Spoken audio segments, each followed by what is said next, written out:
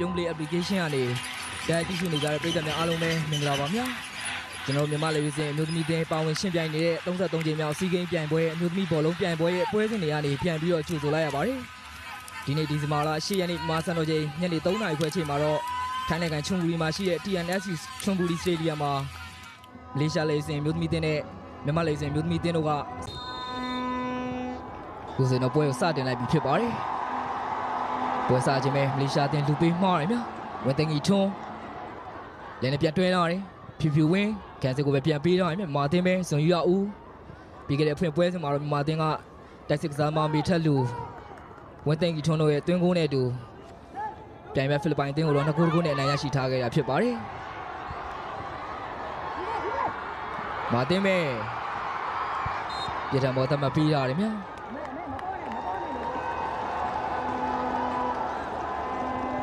မလေးရှားတင်းရဲ့တိုက်စစ်ကစားမလီယဲနာဘလုံးရရှိဖို့ကြိုးစားမှာတော့မာတင်ရဲ့ခန်းစစ်ကစားမဖြူဖွေးပေါ်နောက်ကနေဟန်တာပုံကျန်းလာခဲ့တာဖြစ်ပါတယ်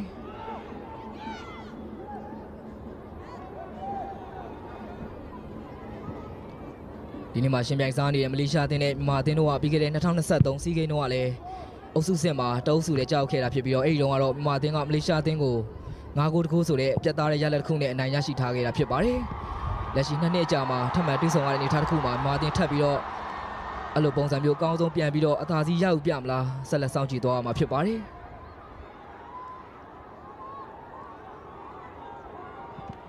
အဖွင့်ပွဲစဉ်မှာဂိုးပြက်ခြေပြက်ရှုံးနေထားခဲ့လို့ဒီနေ့ပွဲစဉ်မှာမာတင်ကိုထပ်မံပြီးတော့ရှုံးနေရင်မလေးရှားတင်းရဲ့အုပ်စုတက်ရေးမျှော်လင့်ချက်ကတော့ပြီးဆုံးသွားမှာဖြစ်ပါတယ်။ထွက်ကမာတင်ကတော့ဒီနေ့ပွဲစဉ်အနိုင်ရရင်စောပိုင်းမာတင်ရဲ့တိုက်စစ်ဆင်မှုကိုဟန်တာဖို့ကြိုးစားရင်းနဲ့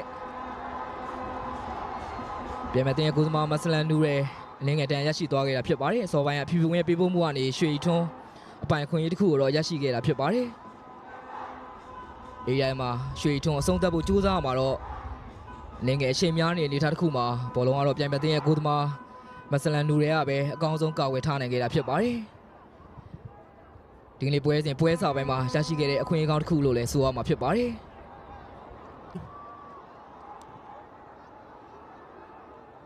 ဇွန်ယူရဦးရှုပ်ကြတာခင်ဗျာ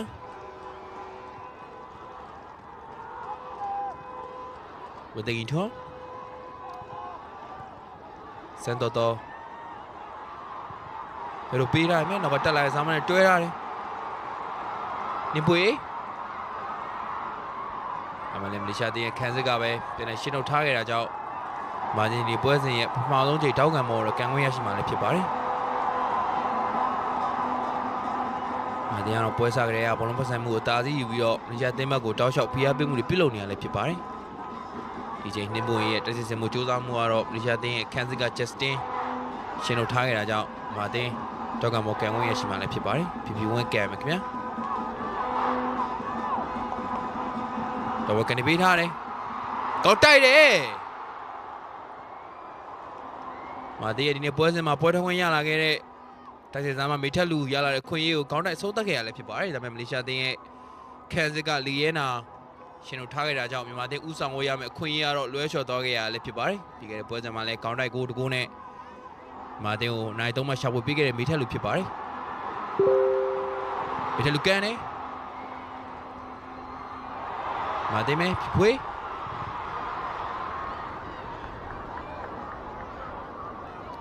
မေထက်တင်မဲပြန်ရတာတွေခင်ဗျာမာတင်မဲဝတင်ကြီးထွန်းဟောတက်လာစားမတွဲထားတယ်အေရီဖစ်ပေးထားတယ်မေထက်တင်မဲဒီလေရောက်ထားခဲ့ရလည်းဖြစ်ပါတယ်ဂျက်စတင်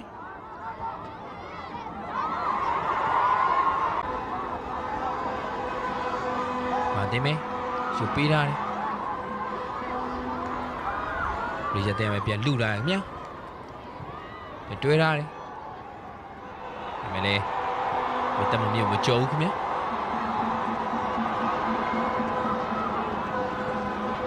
ရွှေတော့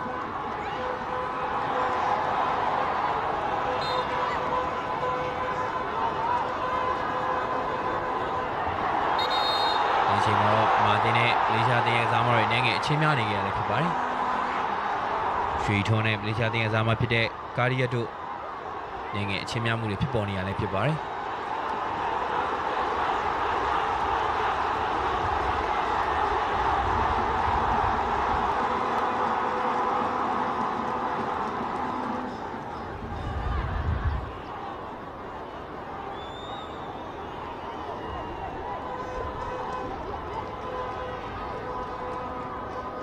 ရွှေထုံးနဲ့ကာရီယက်တို့ဘောလုံး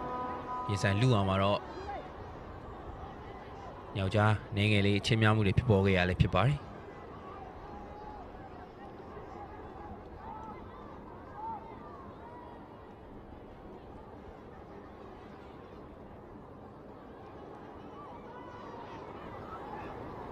ဒီနေ့ပွဲစဉ်မှာမှတင်းရဲ့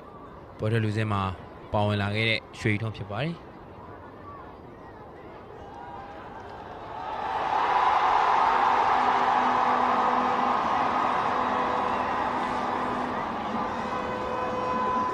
နာတော့အချင်းများမှုဖြစ်ပွားခဲ့တဲ့ရွှေထုံးတော့ကွင်းလယ်တိုင်းကတော့ဝါကက်ပြပြီးတော့တတိပေးခဲ့ရလဲဖြစ်ပါတယ်ဒီပွဲစဉ်ရဲ့ပေါင်းဆုံးဝါကက်ကိုတော့ရွှေထုံးတော့ကွင်းလယ်တိုင်းပြတ်သားခဲ့ရလဲဖြစ်ပါတယ်ဒါပြင်ရွှေထုံးနဲ့ညင်ပွားခဲ့တဲ့မလေးရှားတင်းရဲ့ဇာမတူဖြစ်တဲ့အဒရီယန်နာကိုလည်းဝါကက်ပြပြီးတော့ထပ်မံတတိပေးခဲ့ရလဲဖြစ်ပါတယ်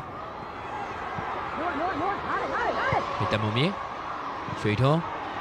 လုံပေးတယ်ပေးထားတယ်ဖြူဝင်းဆရာသေးရခင်ဗျရွှေထုံးအေရဖြစ်နေပေးထားတယ်ချက်ထိန်တယ်ပိတ်တယ်ကိုပြီခင်ဗျလက်ကြီးချိန်မှာတော့မြန်မာတင်းသူတို့ရှာဖွေနေတဲ့ဦးဆောင်ကိုတကိုတော့ဒီနေ့ပွဲစဉ်မှာမလေးရှားတင်းရဲ့ခံစစ်ကိုကောင်းမွန်ဆုံးဒုက္ခပေးနေပြီးတော့ခြေစွမ်းပြနေတဲ့စမ်းတော်တော်သူသွားနိုင်ခဲ့ပြီလည်းဖြစ်ပါတယ်ဘယ်ကျန်းနေရွှေထုံးရဲ့ဖြစ်နေပေးဖို့မှုကိုစမ်းတော်တော်ကောင်းမွန်ဆုံးဆုံးသက်ပိတ်သိမ်းယူနိုင်ခဲ့ရလည်းဖြစ်ပါတယ်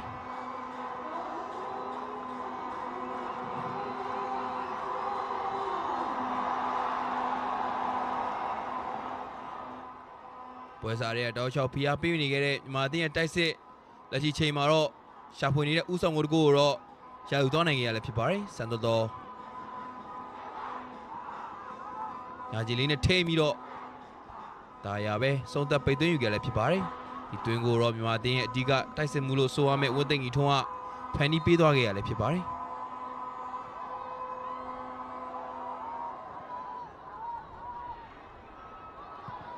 ပြီးခဲ့တဲ့2023စီးကင်းပြိုင်ပွဲမှာလည်းမလေးရှားတင်းဘက်ကိုတွင်းကိုတွေရယူနိုင်ခဲ့တဲ့စမ်းတော်တော်ဒီပွဲစဉ်မှာလည်းထပ်မံပြီးတော့မလေးရှားတင်းဘက်ကိုတွင်းကိုတကိုတွင်းပေးသွားခဲ့ရလည်းဖြစ်ပါတယ်ထီရောက်မြူထားခြင်းမရှိသေးရလည်းဖြစ်ပါတယ်မလေးရှားတင်းပဲရှုပ်ပေးထားတယ်လိုင်းနေတယ်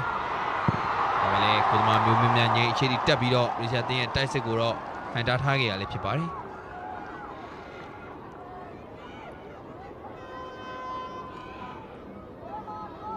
ရတဲ့လင်းမြန်နဲ့တမက်တိုက်စစ်စားဖို့ကြိုးစားခဲ့ရင်လည်းမြမြငင်းရဲ့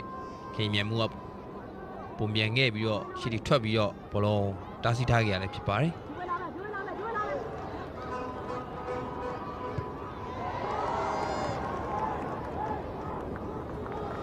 ဒီမှာတော့လေယာတင်ထောက်ကမော်ကန်ဝင်ရရှိမှလည်းဖြစ်ပါတယ်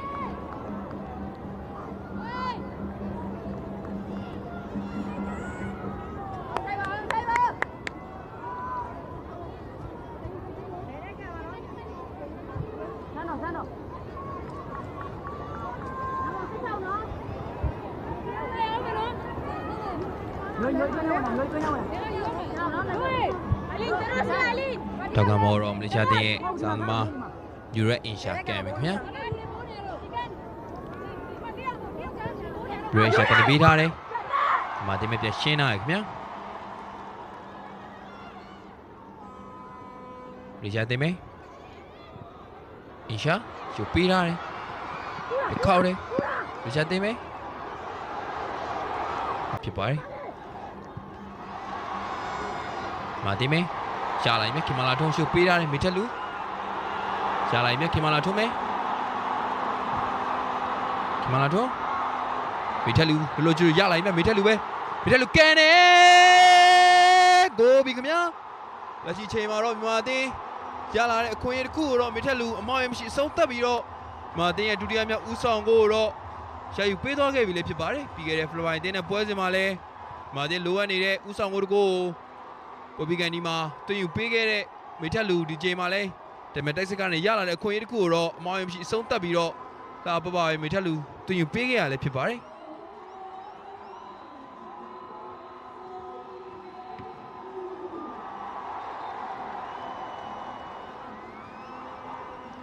မေထက်လူရဲ့တော်တော်လေးတီးကြရဲ့အဆုံးသက်ကန်သွင်းယူမှုတခုကိုကျွန်တော်မြင်တွေ့ခဲ့ရဖြစ်ပြီးတော့ပြန်မဲ့ဂိုးသမားဘလုံးမအောင်မတက်နိုင်မင်းနဲ့မေထက်လူရဲ့တွင်းကိုတော့ခွင့်ပြုပေးခဲ့ရလဲဖြစ်ပါတယ်တော်တော်လေးကိုလှပတည်တက်တဲ့မေထက်လူရဲ့ဆုံးသက်ကန်သွင်းမှုတခုကိုတော့ကျွန်တော်မြင်တွေ့ခဲ့ရလဲဖြစ်ပါတယ်မေထက်လူကလက်ရှိချိန်မှာတော့တာမန်ပွဲချိန်45မိနစ်ပြည့်မြောက်ခဲ့ဖြစ်လို့ထပ်ဆောင်ချိန်ပုံ5မိနစ်သတ်မှတ်ပေးထားခဲ့တာဖြစ်ပါတယ်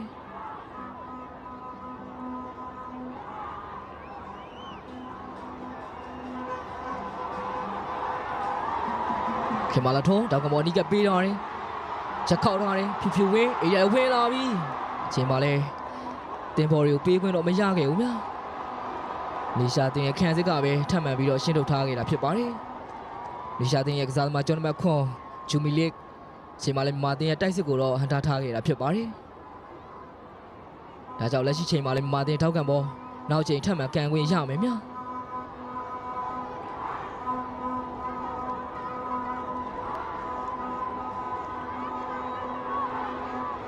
ဖြူဖြူဝင်းတောက်ကမော်မာပြီးရတယ်အဲ့တော့ကြာပြီမလေးရှားတင်ကိုသမားမက်ဆလန်နူရဲဖန်ယူရရှိထားခဲ့တာဖြစ်ပါတယ်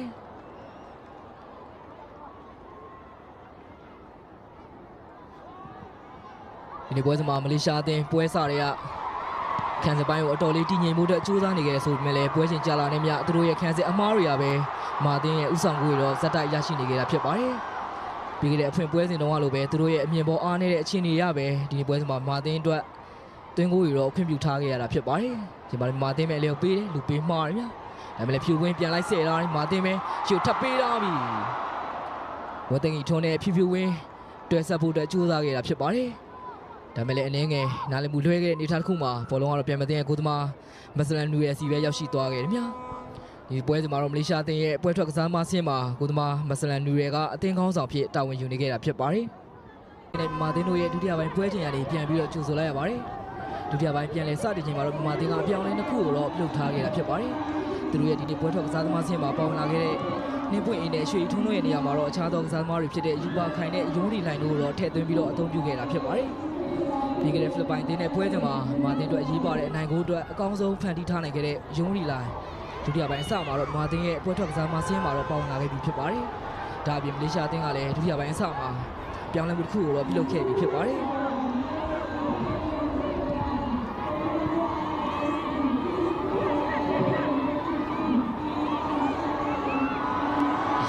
တော့ဒီနေ့ပွဲစဉ်မှာ33ကြိမ်မြောက်အစီးကင်းရဲ့ဒုတိယပထမဆုံးသွင်းကိုရှာဖွေထားနိုင်ခဲ့တဲ့စန်းတော်တော်ဒီချိန်မှာလည်းဒုတိယပိုင်းအစမှာပြန်မဲ့တင်ရဲ့ခန့်စစ်ကိုထိုးဖောက်ဖို့အတွက်ကြိုးစားခဲ့တာဖြစ်ပါတယ်ဖြူဖြူဝင်းဒါကြောင့်ပဲဆွဲလာတယ်လီရှာတင်ရဲ့ခန့်စစ်ကပဲဥရာတယ်မြလီရှာတင်ပဲနောက်ပြန်ပေးလာတယ်ယူရီလိုင်းပြန်ပြီးတော့တားစီကိုကြိုးစားတာမြယူရီလိုင်းပဲညာညာပဲတောက်လျှောက်ဆွဲတက်လာပြီးယူရီလိုင်းလည်းထပ်ပေးလာတယ်ချိန်မှာသူ့ရဲ့ပြဖို့မှုကဂိုးလုံးဘောနဲ့ပဲဆုံးသက်ခဲ့တာဖြစ်ပါတယ်ပြီးခဲ့တဲ့ဖိလစ်ပိုင်နဲ့ပွဲစဉ်တုန်းကခုလိုပဲညာချမ်းကနေမေထက်လူသွင်းကိုရရှိဖို့အတွက်ယုံရီလိုင်းအခွင့်အရေးတစ်ချိန်ကိုတော့အကောင်းဆုံးဖန်တီးထားနိုင်ခဲ့တာဖြစ်ပါတယ်ဒီချိန်မှာလည်းဝင်လာပြီးချိန်မှာပဲညာချမ်းကနေအသင်းဘော်တွေအတွက်အကောင်းဆုံးဖန်တီးပေးနိုင်ဖို့အတွက်သူ့အနေနဲ့ကြိုးစားခဲ့တာဖြစ်ပါတယ်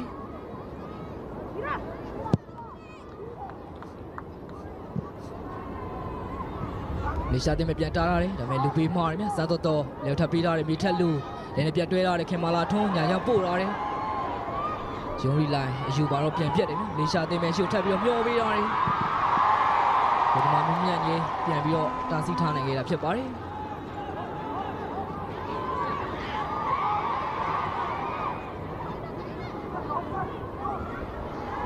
မာတင်နေနဲ့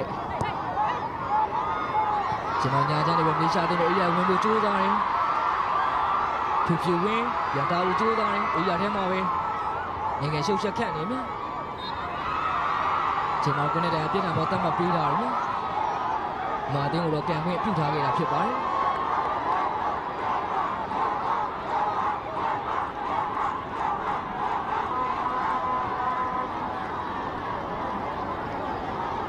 စောပိုင်းကဘောလုံးရရှိဖို့ကြိုးစားနေတဲ့ဒုတိယပိုင်းအစမှာလူစားဝင်လာခဲ့တဲ့ဆာရက်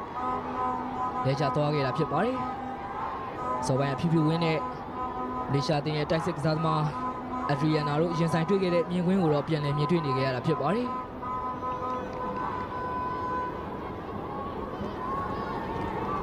ဒီနေ့မှာမြန်မာသင်းအနေနဲ့အုပ်စုတက်ရေးတက်နောက်တစ်ခုဖြစ်တဲ့တစ်ဖက်ကတက်လာမဲ့အင်ရှင်ထိုင်းအသင်းကိုရှောင်လဲနိုင်ဖို့အတွက်ဆိုရင်တော့ဒီနေ့မှာသွင်းကိုတွေပိုရဖို့တော့လိုအပ်နေတယ်ဗျာဘလိုပဲဖြစ်ဖြစ်ဘိုလူပွဲကိုသွားရလမ်းကြောင်းကပို့ပြီးတော့ဖြောင်းထူးခြင်းတယ်ဆိုရင်တော့လီရှာတင်မဲ့ရှုကန်ပို့ရတယ်မာတင်ခန်းစစ်ကပဲပြန်တားလာတယ်နော်ဒီကနေ့ထားတစ်ခုကတော့လီရှာတင်ရဲ့တက်စစ်ကစားသမားအဗီယနာမာတင်ရဲ့ခန်းစစ်ကစားသမားမီတက်မုံမြစ်ပေါ်တော့ပြည်တန်ကျူးလုံထားခဲ့တာဖြစ်ပါတယ်ဒီချိန်မှာခွန်းတဲ့တိုင်နဲ့စီးချက်တိုင်တွေဘလို့ဆုံးဖြတ်မလဲစောင့်ကြည့်ရမယ်နော်ပြီးခဲ့တဲ့တစ်ချိန်အဗီယနာအဝါကပြတ်တာချင်းတော့ခံထားခဲ့ရတာဖြစ်ပါတယ်အစောပိုင်းပွဲချိန်တွေမှာချွေထွန်းနဲ့အချင်းများပြီးတော့အဝါကတစ်ချိန်ပြတ်တာချင်းခံထားရတဲ့အဗီယနာချိန်မှာလည်းမီတက်မုံမြစ်နဲ့ထပ်ပြီးတော့ပြည်တန်ကျူးလုံခဲ့တဲ့အနေထားမျိုးမှာတော့ရှိနေခဲ့တာဖြစ်ပါတယ်မာတင်ရဲ့ဒီပြချုပ်ယူကီတက်ဆူလိုအဖတ်တဲ့ကစားသမားတွေပါအနေငယ်အချင်းများတဲ့အဆင့်ထိပြိုင်ဆိုင်မှုကတော့ပို့ပြီးတော့ပြင်းထန်လာခဲ့ဖြစ်ပါတယ်ဒီအချိန်မှာကွင်းလက်တိုင်းဘတ်တာအလီဆာဘယ်လိုဆုံးဖြတ်မလဲစောင့်ကြည့်ရမယ်နော်ဒီတွေကဒီခါတခုကတော့အစောပိုင်းကအဝါကအချိန်တက်တာပြီးခံရတဲ့အဖီယာနာဒီချိန်မှာတော့ဒီဆိုရဲ့ချက်လက်နဲ့ပြန်ပွဲရနေတော့ထုတ်ပြန်ခံရမှာဖြစ်ပါတယ်ပြီးခဲ့တဲ့ပထမပိုင်းမှာအဝါကပြတ်တာကြီးခံရတဲ့အဗီယနာသူ့ရဲ့စားပုံကိုထိန်းသိမ်းဖို့လိုအပ်တဲ့အနေအထားတစ်ခုမှာလိုအပ်ပဲမေတ္တာမုံမြစ်ပေါ်တော့ကြမ်းတမ်းခဲ့တာဖြစ်ပါတယ်အဗီယနာကိုနေတိုင်ရဲ့ဆုံးဖြတ်ချက်ပေါ်တော့တိတ်ပြီးတော့ကျင်းတဲ့ပုံမရအောင်နော်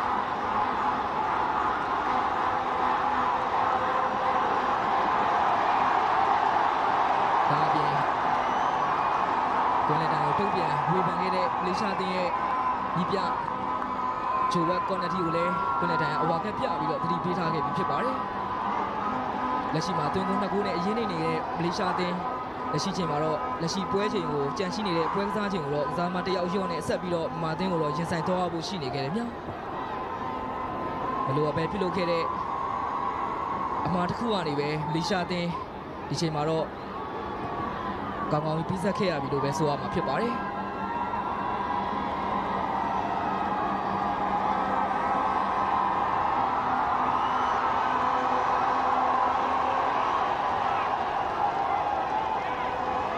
လက်ရှိမှာကစားသမားတယောက်အသာရသွားပြီဖြစ်တဲ့မာတင်လက်ချံပွဲချိန်ဒီမှာထပ်ပြီးတော့သွင်းကိုတွေဘယ်လိုမျိုးမြင်တွေ့ရမလဲစောင့်ကြည့်ရမှာဖြစ်ပါတယ်ဒီမှာတွေ့ဆုံတဲ့အသင်း၄သင်းလုံးဟာတုံးစုလဲကြောက်ခဲ့ရတယ်ဖြစ်ပါတယ်လက်ရှိမှာမောင်ရင်ပြုတ်ခဲ့ရတယ်ဖြစ်ပါတယ်ကန်တယ်ဘယ်လိုကူကူပဲဝန်တင်ကြီးထွန်းတတိယမြောက်ဦးဆောင်ကိုတော့အရယူသွားခဲ့ရတယ်ဖြစ်ပါတယ်မလေးရှားသင်းခန်းဆက်မှာအပေးယူပြုလုပ်နေရင်းနဲ့ပဲကိုသမားမက်ဇလန်နူရယ်တောက်လျှောက်လက်စွမ်းပြလာခဲ့ပြီးမှလက်ရှိချိန်မှာတော့ဝန်တင်ကြီးထွန်းကိုပဲမှားယွင်းပြုလုပ်ခဲ့ပြီးတော့ဝန်တင်ကြီးထွန်းရဲ့အတွင်းကိုတော့ခွင့်ပြုပေးရလည်းဖြစ်ပါတယ်ဝန်တင်ကြီးထွန်းရဲ့အဆုံးသက်ချက်တွေကိုတောက်လျှောက်ဟန်တားနေခဲ့တဲ့မက်ဇလန်နူရယ်ဒီချိန်ဘောလုံးထိမ့်သိမ့်မှုတော့တော်တော်လေးလိုအပ်ချက်များနေခဲ့ပြီးတော့ကြားလဲခွင့်ရကိုတော့ဝန်တင်ကြီးထွန်းဒီချိန်မှာတော့အမှားယွင်းမရှိဆုံးသက်ခဲ့ရလည်းဖြစ်ပါတယ်ဒီတွင်းကိုကြောင့်တော့ဝန်တင်ကြီးထွန်းလက်ရှိ2025စီကင်းပြိုင်ပွဲမှာတော့သူ့ရဲ့တွင်းကိုကတော့2ဂိုးထိရှိလာခဲ့ပြီလည်းဖြစ်ပါတယ်။ပို့တဲ့ပွဲစဉ်မှာလည်းမာတင်ရဲ့ဖွင့်ကိုပရိုက်တင်တဲ့ပွဲစဉ်မှာတွင်းယူခဲ့လို့ဒီပွဲစဉ်မှာလည်းဝင်းသိန်းကြီးထွန်းတတိယမြောက်ဦးဆောင်ကိုတော့တွင်းပေးခဲ့ပြီလည်း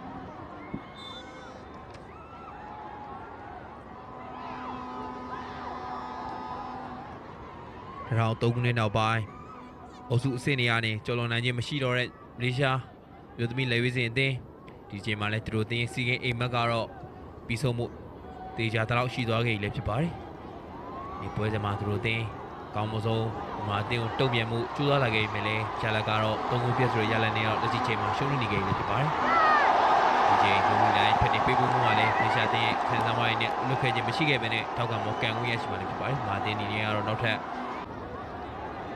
မာတင်မဲဒီလိုထက်မှကန်နေပေးထားတယ်မေထက်လူကောင်းတိုက်တယ်ဒီမှာလည်းမေထက်လူရဲ့သူ့ရဲ့ပုံစံတိုင်းပဲနောက်ထပ် ခေါင်းတိုက်အဆုံးသတ်မှုတစ်ခုကိုကျွန်တော်မြင်တွေ့ခဲ့ရလည်းဖြစ်ပါတယ် အရမောင်ကောင်းတဲ့တိုက်စစ်ကစားမမိထက်လူကောင်းတဲ့အဆုံးသတ်ဖို့ကြိုးစားရမှာတော့ပြိုင်ပွဲကစားမနဲ့ညှိပြီးတော့ဒီချိန်မှာလဲမာတင်ထောက်ကံမော်ကန်ဝင်ရရှိမှာဖြစ်ပါတယ်နောက်ဆုံးမိနစ်အပိုင်း6မှာမာတင်ရရှိခဲ့တဲ့ထောက်ကံမော်အခွင့်အရေးများအခုဆိုကန်နေပေးထားတဲ့အေးဒါကိုကြားတယ်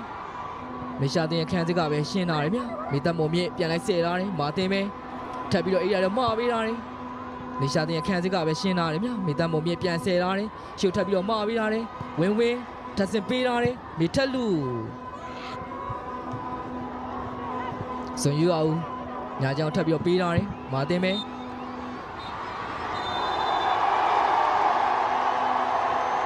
အမာဒီဖိုရုပ်သံလိုင်းနဲ့ပြုံးလေး application ကနေတိုက်ရိုက်ကြည့်ရှုနေကြတဲ့ပရိသတ်များအားလုံးပဲကျွန်တော်စီရင်ခံတင်ဆက်နေတဲ့ချိန်တွင်းမှာလေရှာတင်နဲ့မာတင်တို့ရဲ့ Group B ဒုတိယမြောက်ပွဲစဉ်ကတော့ပြီးဆုံးသွားခဲ့ပြီဖြစ်ပါတယ်ပွဲပြီးဆုံးချိန်မှာတော့မာတင်ကဒုတိယမြောက်ပွဲစဉ်မှာလည်းမေထက်လူစန်းတော်တော်ဝင်းသိငီထွန်းတို့ရဲ့သွင်းကိုရင်နဲ့အတူပြိုင်မဲ့သွင်းကို3ဂိုးကိုမရှိနဲ့အနိုင်ရရှိခဲ့တာဖြစ်ပါတယ်ကိုဆက်ဝင်ရဲ့ဒီနေ့ပွဲစဉ်အနိုင်ရရှိမှုကြောင့်မာတင်ကတော့ပွဲစဉ်2ပွဲရှင်ပြန်ကစားပြီးချိန်မှာရမှတ်6မှတ်နဲ့အတူဒီအုပ်စုကနေနောက်ဆင်းဖြစ်တဲ့ semi final ကိုတက်လှမ်းဖို့အတွက်အတော်လေးကောင်းမွန်တဲ့အခြေအနေတစ်ခုကိုတော့ပိုင်ဆိုင်သွားခဲ့ပြီဖြစ်ပါတယ် ဟုတ်ပါတယ်ကိုညင်ရင်ဆိုရင်ဒုတိယမြောက်ရှင်းပြိုင်မဲ့